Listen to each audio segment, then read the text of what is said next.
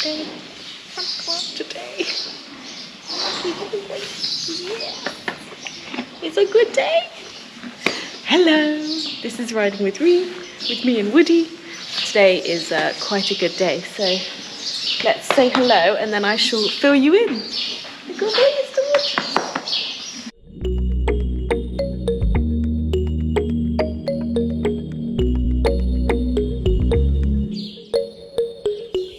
Okay, we are heading out to the field. I've got my hay net, my bucket and my nut ball because we had the vet yesterday and she basically gave Woody a glowing report. So he's allowed to go out in the turnout pen. So I'm going to show you how I'm going to set up his playpen for his day out today, and I'm going to give you a little update on the vet visit. I'm going to open this gate and then we shall continue. So this is the field where Woody is going to be, and if you haven't seen it before,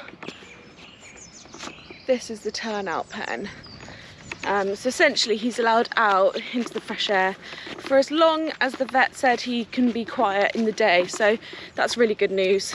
Oh, just put these down. Let me show you the pen. So this is the turnout pen. As you can see, it's pretty large, but it's about the size of maybe a little bit smaller than a lunging arena, so slightly bigger than his actual stable, and obviously he's out here in the sunshine, which is lovely. So if you remember when the vet came a month ago or 5 weeks ago, she said his hocks looked fantastic, much better, but his pedal bone didn't look any better, which meant that it was newer than she thought it had been. So we basically went back to full box rest.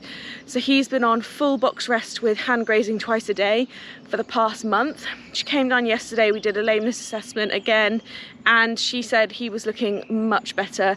She said she couldn't believe how much the pedal bone had healed in the time, and that given his x-rays he was using his hocks so well. And I've stopped asking her, what does this mean for the future, because I know by now that Rehab is so forwards and backwards and that she doesn't have a crystal ball, and to be honest it's not helpful for me to keep asking because it can make me upset, because of course she's going to tell me the worst case scenario, which is, you know, no jumping, no dressage, no schooling, no pole work, whatever, or retirement basically. But I feel like this is a really good step in the right direction. The fact that, you know, hopefully the injections are working in his hocks, the fact that the pedal bone is healing. So yeah, he's now allowed out in this lovely space for as long as he can stay calm basically. So he'll probably come out in the morning. As you can see, there's no shade here, so we don't want him out for too long. So he'll come out for a couple of hours, have some fresh air, you know, chill a little bit, good for his mental health. And you'll notice as well that this is wood chippings, and that's because this pen has been here long before Woody and I ever got here, and it can't be moved because of where it is in the ground. So I spent the weekend basically flattening it out on the advice of the vet, and then we put a little layer of wood chippings on top, and the vet came and she walked around it yesterday and she like stomped, and she was happy that it was flat enough for Woody to come in with his pedal bone. So I'm really happy. I'm so pleased he can come out and just have a little chill and feel the sun on his back, and you know, I'm really pleased. So we have given him a little bit of Sedalin just to calm him down, so that he doesn't get too overexcited. But let me put the hay net up. I don't know if I can do it with one hand, let's see. So I went to put the hay net up on the same side as the door, and then quickly realised that actually if he tugs it too hard or something goes wrong, that obviously that connects to the door. So I was like, okay, maybe we put it up on the next frame along instead. Hay net is up. And actually, Miri Hackett and I are quite good friends. You might know her as Hackett Equine, and we talk quite a lot. And so we were chatting on the phone the other day, and she's obviously had quite a few horses that have been through rehab and quite a few horses who have been in turnout pens like this.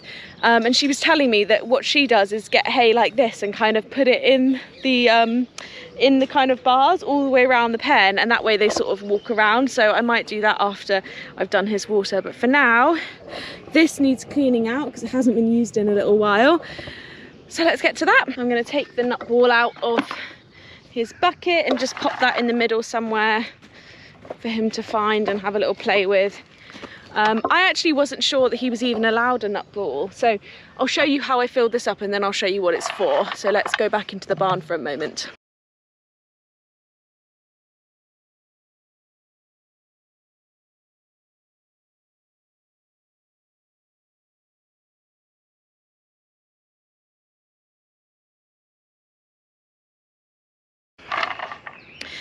how you fill it up, and if you haven't worked it out, basically there's this big hole at the front and they kind of roll it around and they get the treats out. So I wasn't sure he'd be allowed that because I was thinking he'd be using his hooves, but the vet said that actually it's fine because most of them use their noses and to keep an eye on him. So I've borrowed one from someone on the yard that's ready to go as well. This is literally stuck in the tyre, so I'm just gonna clean out what I can. Got my little brush.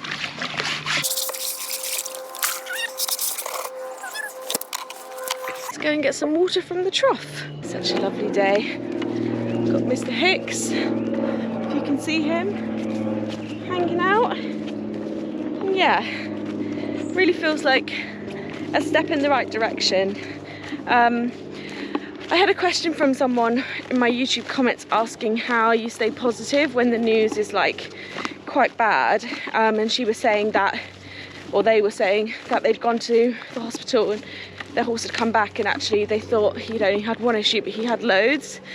And I guess from my point of view with that, my coach sort of prepared me that when you do these kinds of investigations, I should have brought 2 buckets.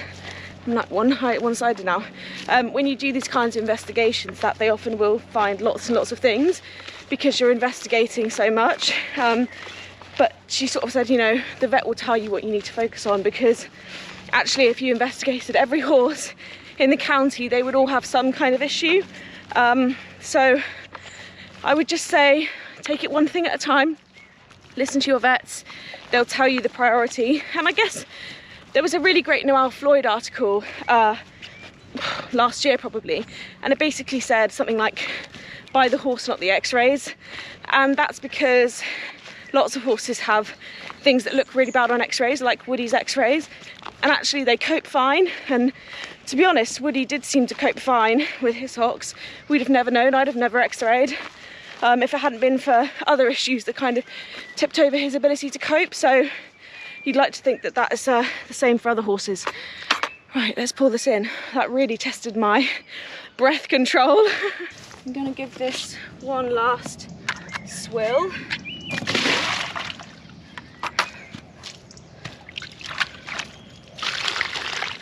And then I'll pop it back in the pen.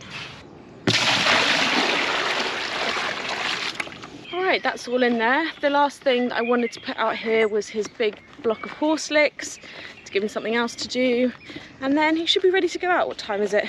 Oh, actually he had it at 8:10, so it's 8:50, so he'll be ready to go out soon. So just adding fly spray, the horse licks, and then he's good to go. How exciting! I am not going to film us putting him, like walking him up to the pen, just in case. I don't think that's safe. I've got GoPro in one hand, horse in the other, but I will show you once he's in there. He's starting to look a little bit sleepier now. Good boy. This is the fly spray that Audevard, our sponsor, had given us. It's really good. I put it on him a few nights ago when we were hand grazing, and I could see the flies above him but not on him. So I'm going to give him some of that as well. Good boy.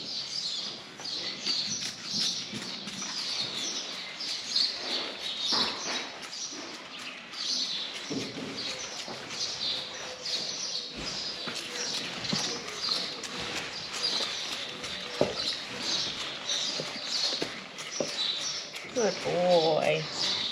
Good boy. And I'm just going to put some gel on his face, but I won't film that because I need 2 hands. So this is the finished pen. We've got our hay net, we've got our nut ball, we've got our horse licks, and of course we have fresh water. I didn't get round to putting hay on the walls, but maybe I'll do that next time. So here's Woody turned out. We led him out in a bridle and a lunge line just in case, and he was definitely happy to be getting out in the field. But he was super well behaved, came straight in, started playing with the nut ball, and he was really settled. What was even nicer was that literally 30 seconds after I came out of the Turnout pen, his friend Hicks, who is in the bigger field out here, came cantering across the field and they started grazing side by side. You're friends with Hicks, you know Hicks.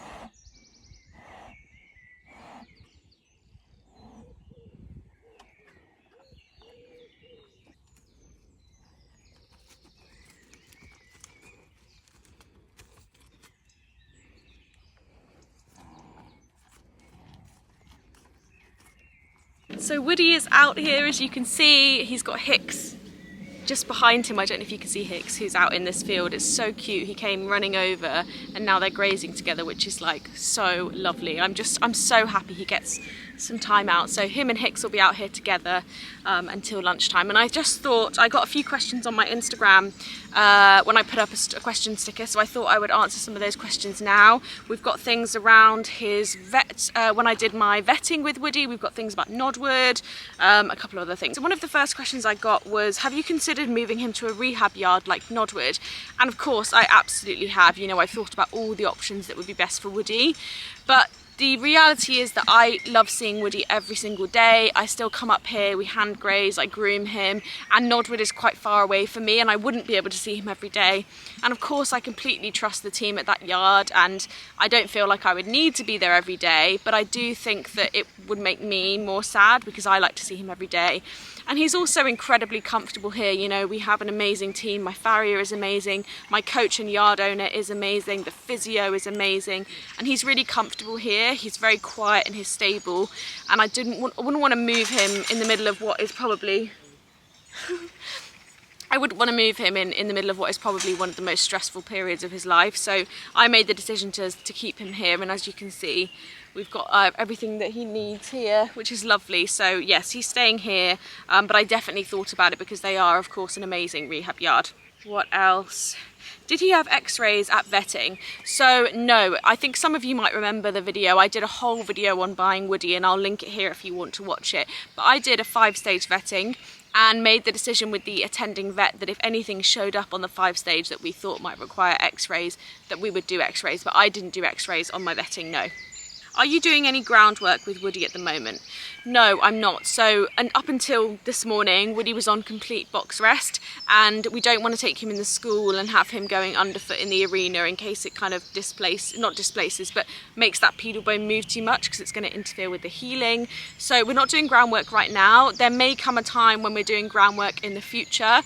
I have spoken to my vet about what the next stage, if this all goes well and we're able to extend the time out and it doesn't make him more lame, would be to start hand walking.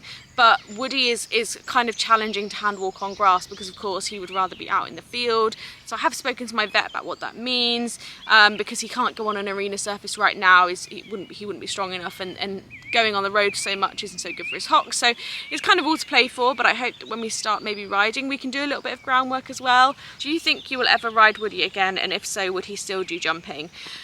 So of course I absolutely hope that I will ride Woody again. The jumping thing, I don't really know. The jury's kind of out. I mean, when I spoke to the surgeon and my regular vet, they both said that they didn't think he should jump again, and when you look at his x-rays, like, you can see why. But then a different vet who owns the practice said that he thought he might be able to jump again. So honestly, I'm not tied to the idea of jumping him. I would rather him be able to have a longer ridden career not jumping, and maybe we can do some dressage. So we're going to play it by ear, but to be honest, I would be delighted if we could just get back to doing dressage over the summer, a little bit of schooling and some pole work. Like, that would really be kind of amazing for me. So I would probably let the jumping go. But you know, if we come out on the other side and they say he's looking really good and actually his hocks are looking amazing and you can have a jump once in a while, like, of course that'd be amazing. But it's not something that I am like dying to do. I would rather, you know, I'd rather do the dressage if I had to pick one or the other. Oh, look at you two. Bless them. Are you continuing to ride other horses at the moment? So no, I'm not. I think I touched on this in our last video together, that I hadn't quite found the right fit. And to be honest, I'm not spending any less time at the yard with Woody than I was before, classic, because I'm still down here hand grazing and grooming and stretching and doing all the things. So I haven't found another horse, and I'm starting to think that maybe it's not quite the right fit to get a share horse now, because hopefully we'll be walking again soon anyway. So I kind of feel like maybe, you know, maybe we won't we won't need a chair horse. So I'm not riding at the moment. I did think about having a couple of lessons just while Woody's on box rest, but what I am focusing on is being in the gym, focusing on my symmetry. I'd like to lose a little bit of weight, and I think that would help Woody as well when we get back under saddle.